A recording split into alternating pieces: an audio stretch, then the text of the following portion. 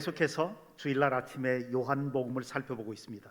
요한복음에서 가장 중요한 핵심적인 메시지들을 우리에게 주시는 그 부분들을 중심으로 살펴보는데요.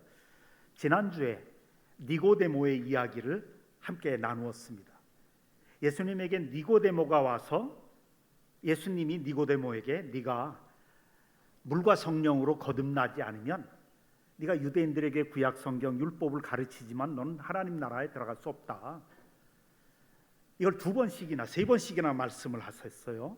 물과 성령으로, 말씀과 성령으로 거듭나지 않으면 너 안 된다. 그러니까 아니 나같이 늙은 사람이 어머니 뱃속에 다시 들어갑니까? 이해를 못하는 거예요. 이 하나님 나라의 일, 거듭나는 문제를 이야기했는데 이해를 못하니까 예수님이 또 그건 꼭 바람과 같다.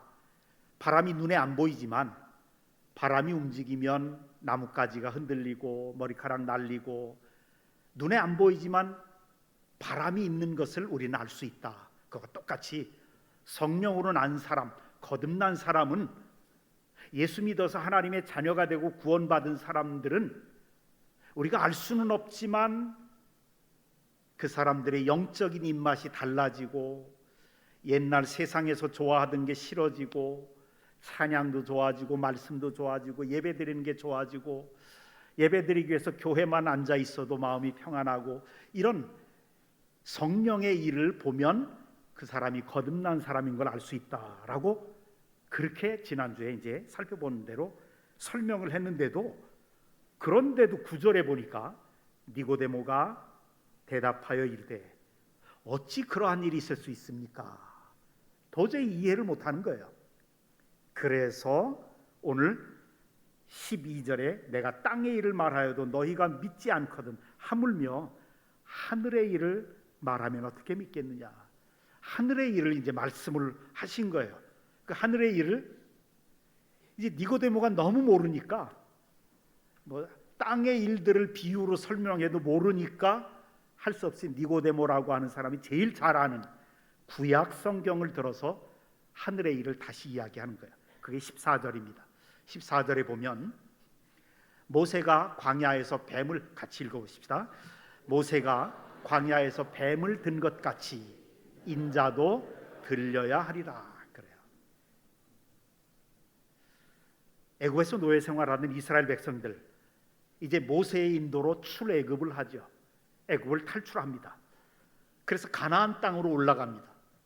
애굽과 가나안 그 사이에는 풀 한 폭이 물 한 모금 없는 황량한 시내 광야입니다. 그 광야를 거쳐서 꿀과 젖이 흐르는 이스라엘 땅으로 가야 되는데 이스라엘 백성들에게 이 광야 생활이 너무 힘든 거예요. 너무 고통스러운 거예요. 그러니까 광야 생활하는 동안에 이스라엘 백성들이 자꾸 원망하고 불평합니다. 이럴 줄 알았으면 차라리 애굽 땅에서 안 나올 걸. 조그마한 어려움만 생겨도 모세에게 대들고 하나님께 원망하고 대들었습니다. 도대체 애굽에 매장지가 없어서 우리를 이곳으로 이끌어 왔느냐? 여기에는 물도 없고 먹을 것도 없는데 어떻게 살라고 하는 말이냐? 왜 우리를 이곳으로 인도했느냐? 그래요.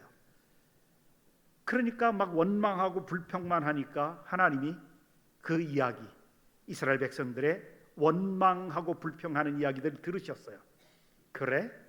그럼 내가 너희들에게 먹을 것을 줄게. 그러면서 만나를 주셨습니다. 하나님이 직접 만들어 주시는 만나. 이건 메이드 인 USA도 아니고 메이드 인 코리아도 아니고 메이드 인 헤븐이에요. 천국에서 하나님이 직접 만들어서 하늘에서 새벽마다 내려주셨어요. 먹을 것이 아무것도 없었던 이 이스라엘 백성들, 그 배고픈 광야에서 새벽마다 하나님이 직접 만나를 내려주셨을 때 그 감격이 어땠을까요? 너무 기쁜 거예요. 먹어보니까 꿀송이 같이 달았어요. 이게 뭘까? 이게 뭘까? 이렇게 다는데 이게 뭘까? 이게 뭘까라는 뜻이 만나라고 하는 말의 뜻이에요. 이게 뭘까? 그래서 이름이 만나가 됐어요. 막 너무 감격하고 감사했는데 근데 사람들은 인간은 이상해요. 그 꿀송이 같다라고 감격해하던 그 만나를 날마다 먹고 또 먹으니까 나중에는 불평하기 시작합니다. 아니 이거 아침에도 만나, 점심에도 만나, 저녁까지 만나, 왜 만나밖에 없냐? 이 악식, 이 박한 식물을 우리가 언제까지 먹어야 되느냐? 얼마 전에는 꿀같이 맛있다고 그래서 막 그냥 감격하던 이 사람들이 이제는 박한 식물이라는 거야. 이건 도저히 먹지 못할 그런 식물이라는 거예요. 우리가 언제까지 이걸 먹어야 되느냐? 보세요. 이게 인간입니다. 사람은 자기가 하나님이 주신 그 은혜, 받고 누리는 그 은혜와 축복에 익숙해지다 보면 그 축복을 더 이상 축복으로 생각하지 않고 당연히 받아야 될 권리인 것처럼 생각해요. 하나님이 그냥 무조건적으로 주셨는데 그걸 너무 많이 받으니까 자기들이 먹어주는 것처럼, 그러면서 더 나아가서 왜 이것밖에 없느냐? 원망하고 불평을 해요. 타락한 인간의 본성의 모습을 보여주죠. 그러잖아요. 청춘 남녀가 서로 사랑해서 막 그냥 너무 사랑해서 죽고 못 살아요. 그래서 결혼했어요. 막 처음에 얼마나 꿀맛 같아요. 그런데 점점 몇 년이 지나면 그래서 헤어져요. 익숙해지면 그 신비로운 것을 먹으면서도 하나님을 원망하고 불평하니까 하나님이 진노하십니다. 그래서 불뱀을 보내시죠. 지금 민수기의 이야기를 하는 겁니다. 출애굽기 민수기의 이야기. 그런데 하나님은 이스라엘 백성들, 택한 백성들이 원망하고 불평하는 것을 한 번도 그냥 지나치시는 일이 없었습니다.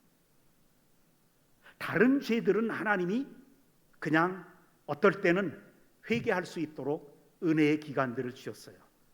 어떨 때는 그냥 모른 척하고 눈 감아 주시기도 했어요. 심지어는 우상 숭배하는 것까지도 어떨 때는 모른 척한 적도 있었어요. 그런데 이 죄, 택한 백성들이 원망하고 불평하는 것은 가만 놔두지 않았어요. 그냥 즉각적으로 징계하셨습니다. 왜요? 하나님은 원망하는 것을 가장 싫어하셨거든요. 그래서 원망하는 백성들을 하나님이 진노하셔서 벌을 내리셨습니다. 하나님 지금도 하나님의 백성들이 원망하고 불평하는 것을 대단히 싫어하십니다. 그리고 즉각적으로 징계를 하시죠. 그래서 여러분, 사도 바울이 성도들에게 다른 죄에 대한 경고를 한 게 아니라 바로 이거를 경고했어요.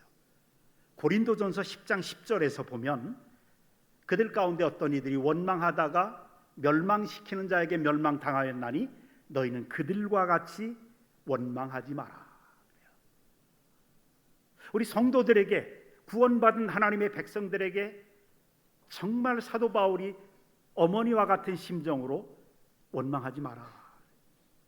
여러분, 만약 여러분들의 앞길이 계속 막힌다면, 아무리 오랫동안 기도해도 그 기도가 응답되지 않는다면, 그리고 만약 여러분들의 삶 속에 고난이 지나치게 오랫동안 지속된다면 그것은 여러분들 속에 있는 원망하고 불평하는 습관이 있기 때문일지도 모릅니다.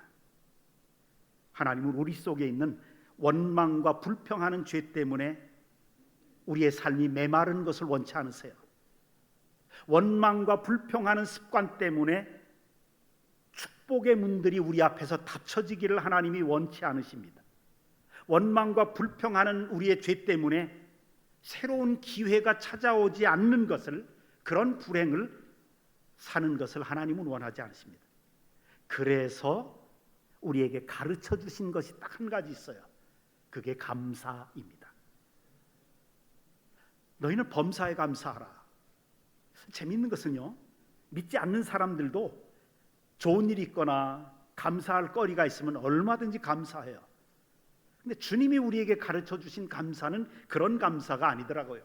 범사에 감사, 모든 일에 감사라는 거예요. 병들었어도 감사하고, 힘들어도 감사하고, 우울해도 감사하고, 죽고 싶어도 감사하고, 고통스러워도 감사하고, 어떨 때는 내가 왜 사는지 모르고 너무 허무해서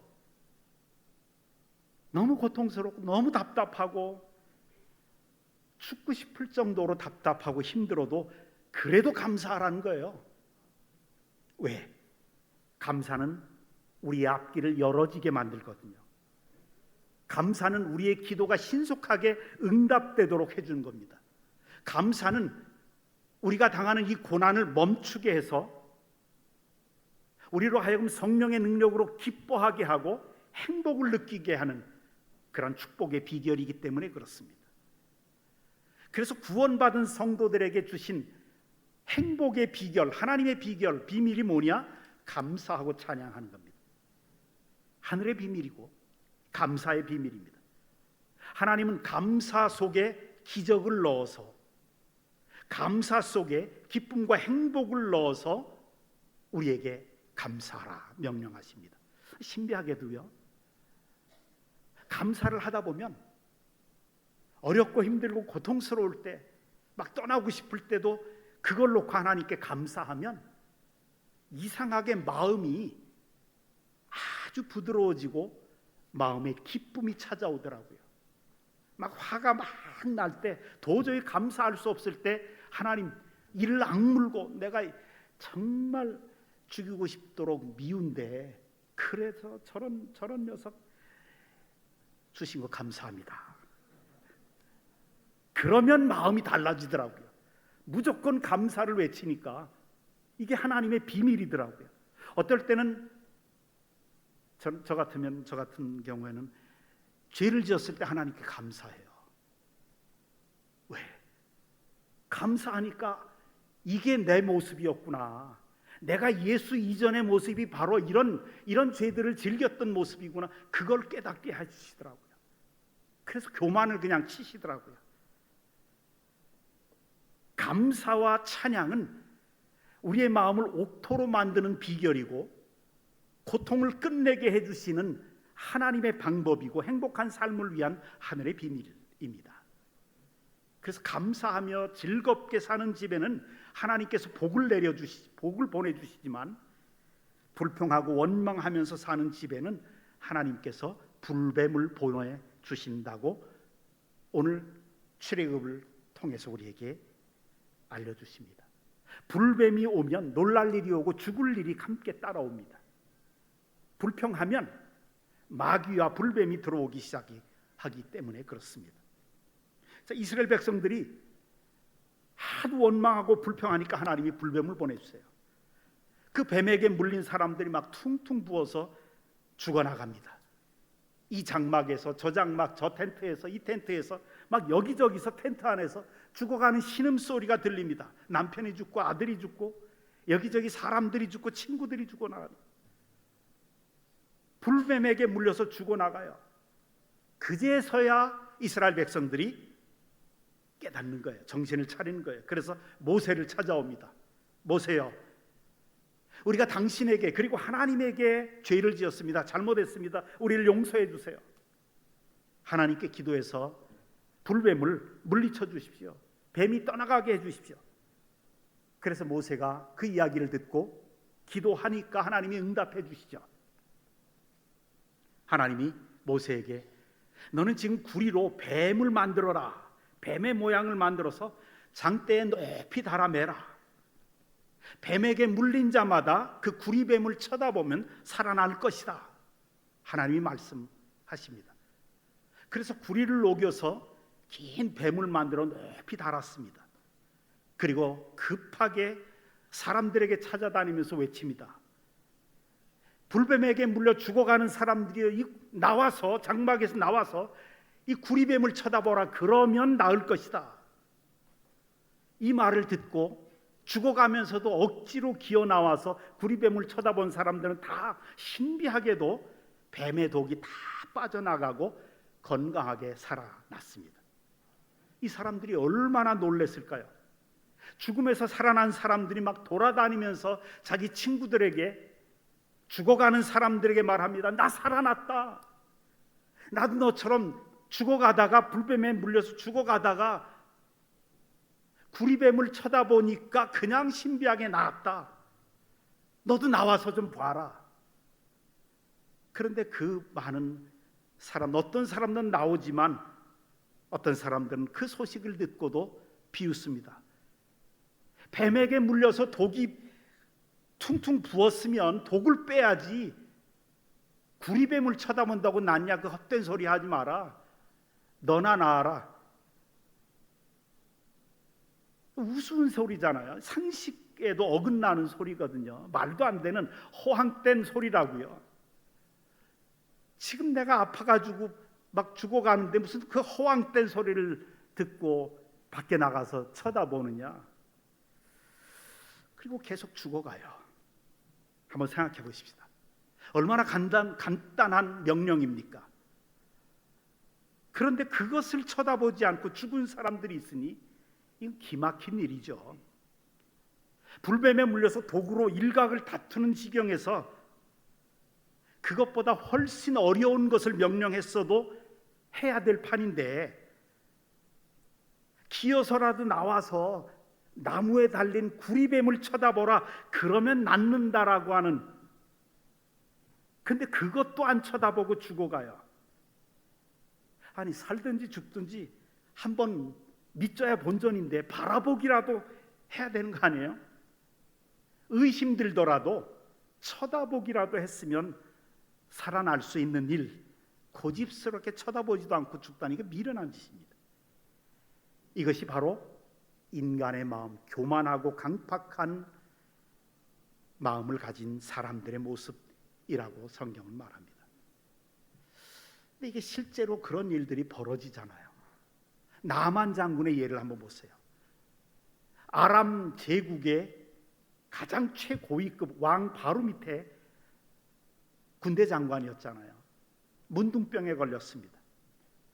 손발이 막 문드러지고 썩어지고 떨어져 나갑니다. 이때 신하가 말합니다. 저 이스라엘 나라에 가면 엘리사라고 하는 선지자가 있습니다. 그는 능력이 많아서 분명히 장관님의 이 문둥병을 고쳐줄 것입니다. 그래서 이 나만 장군은 많은 선물과 함께 신하들을 대동해서 엘리사 선지자에게 그 먼 거리를 찾아갑니다. 근데 엘리사 선지자는 자기가 왔는데도 나와보지도 않아요. 문도 안 열어봐요. 그리고 비서를 시켜서 사람을 보내, 당신은 요단강에 가서 7번 몸을 담그시오 라고 전합니다. 나만이 얼마나 기분 나빴겠어요. 그래도 아람 제국의 2인자인데 시골 촌놈이 선지자랍시고 무시당한 거예요. 자존심에 상처 입으면 사람들은 지옥도 불사합니다. 이 무시당했다는 생각에 화가 나서 우리나라에 요단강 같은 그런 물이, 그런 강이 없어서 여기까지 와서 그 흙탕물에 내가 들어가야 되느냐, 그리고 화가 나서 돌아갑니다. 이때 같이 있었던 신하 한 사람이 조언을 합니다. 장군님, 지금 장군님은 이것보다 더 어려운 일을 하라고 해도 해야 될 텐데, 흙탕물이지만 요단강물에 7번 들어가라는데 왜 못하십니까? 이 간단한 거를 간곡하게 부탁하니까 나만 장군은 자존심이 상하고 과연 이게 효험이 있을까 하는 의심을 하면서도 믿져야 본전이다, 신하의 정성이 가르쳐서 그냥 그 말에 순종해서 요단강물에 7번을 들어갑니다. 근데 신기하게도 문둥병이 깨끗이 낫죠. 바로 믿음이 이겁니다. 믿음은 순종하는 것입니다. 말씀에 순종하는 거죠.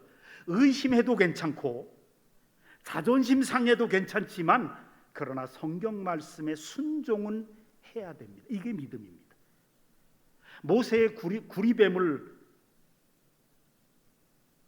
저거 쳐다본다고 살 수 있을까 의문이 생겼겠죠. 그래도 쳐다보기만 하면 살아나는 겁니다. 순종하는 것이 믿음입니다. 믿음은 이해가 안 돼도, 의심이 들어도 하나님의 말씀에 순종하는 것, 이것이 믿음입니다. 예수님은 이 놋뱀 사건을, 니고데모가 잘 아는 이 놋뱀의 사건을 떠올리면서 이제 하늘의 일을 말씀하시는 거예요.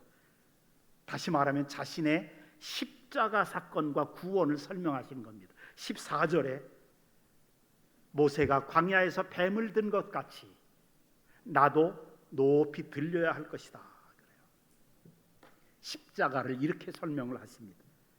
하늘의 일을 땅의 일로 설명해도 이해 못하는 이 유대인의 선생, 이 니고데모에게 그 사람이 제일 잘 아는 구약 성경의 이야기를 들어서 설명해 준 겁니다. 십자가 사건을. 그래서 모든 인간은 둘 중에 하나입니다. 이 약속대로 십자가에 달리신 예수 그리스도를 믿고 구원받는 사람들이 있는가 하면 그 약속, 그 허황된 이야기 같은 이거 믿지 못해서 구원받지 못하는 사람들이 있습니다. 그래서 고린도전서 1장 18절에서는 이렇게 말하죠. 십자가의 도가 멸망하는 자들에게는 미련한 것이요 구원을 얻는 우리에게는 하나님의 능력이라. 십자가 사건, 십자가에서 예수께서 흘리신 보혈이 우리를 용서하셨다는 십자가 사건이 멸망받을 사람들에게는 정말 유치하게 느껴져요. 어리석고 비지성적이고 비상식적이고 독선적인 사건으로 보여집니다. 그래서 믿지 않습니다. 여러분, 우리 교회가 목요일마다 길거리 나가서 빈대떡도 붙여주면서 복음을 전합니다. 화요일마다 대학 캠퍼스에 나가서 전도대원들이 가서 전도합니다. 예수 그리스도를 믿으면 구원받습니다. 죄 용서받습니다. 아무리 얘기해도 얼마나 유치하고 허황된 이야기 같아요. 멸망하는 자들에게는 미련하게 느껴지는 겁니다. 십자가의 복음이 그래서 무관심하고 전도대원들이 얼마나 상처 많이 받습니까? 그런데 그 중에서 구원받을 사람이 있더라고요. 십자가 사건을 믿고 예수 그리스도를 영접하는 사람들이 있더라고요. 구원받을 사람들에게는 하나님의 능력이라. 십자가 사건이 믿어집니다. 그 믿음이 죄 용서의 축복을 받게 하고 구원을 받게 하고 하나님의 자녀가 되게 하고 삶을 변화시키는 겁니다. 여러분, 죄란 내가 눈물 흘리며 뉘우친다고 용서되어지는 것이 아닙니다. 내가 회개했다고 용서받는 것이 아닙니다. 내가 죄 지은 것보다, 살면서 죄를 지은 것보다 앞으로 선행을 하고 더 착한 일을 더 많이 하면 죄가 상쇄되거나 덮어지거나 없어지는 것이 아닙니다. 내가 그런 동기가 아닌데 선한 뜻으로 한 건데 상대방에게 큰 상처가 되고 손해가 되고 그게 죄지요. 나는 그런 뜻으로 한 게 아닌데 선한 동기로 했다고 죄가 아니게 된 게 아닙니다. 죄란, 죄를 용서받으려면 대속의 역사가 있어야 됩니다. 자신이 지은 죄를 지고 누군가 대신 죽어주는 대속의 역사가 있어야 돼요. 왜? 죄의 싹은 사망이기 때문에 그렇습니다. 죄를 지으면 반드시 죽어야 되기 때문에. 그래서 구약 성경 전체가 바로 이 대속의 사건을 계시하기 위해서 하나님이 제사 제도를 만드셨죠. 출애굽 당시에, 레위기에. 그래서 죄 지은 사람들은 어린 양을 데리고 가서 피 흘리고 대신 죽게 하고 죄를 용서받는 겁니다. 예수 그리스도께로서 오셨을 때, 이 땅에 오셨을 때 세례 요한이 그래서 예수님을 소개할 때 보라, 세상 죄를 지고 가는 하나님의 어린 양이로다. 우리의 죄를 대신해서 대신 죽어줄, 나를 대신해서 죽어줄 사람이 바로 이분이다라고 소개한 겁니다. 죄의 싹은 사망이기 때문에 나를 대신해서 생명 대 생명으로 바꾸는 겁니다. 나 대신 죽는 역사 있어야 비로소 죄 사함 받고 죄 용서를 체험할 수 있는 겁니다. 그래서 예수께서 나를 위해서 십자가에 죽으셨습니다. 이것이 믿어지는 순간에 내 속에서 엄청난 변화가 생기는 겁니다. 죄를 완전히 용서받고 나 같은 죄인이 죄를 한 번도 지어본 적이 없는 것 같은 의인으로 인정되는 거예요. 나 같은 죄인이 의인이라고 하나님이 그냥 칭해 주시는 거예요.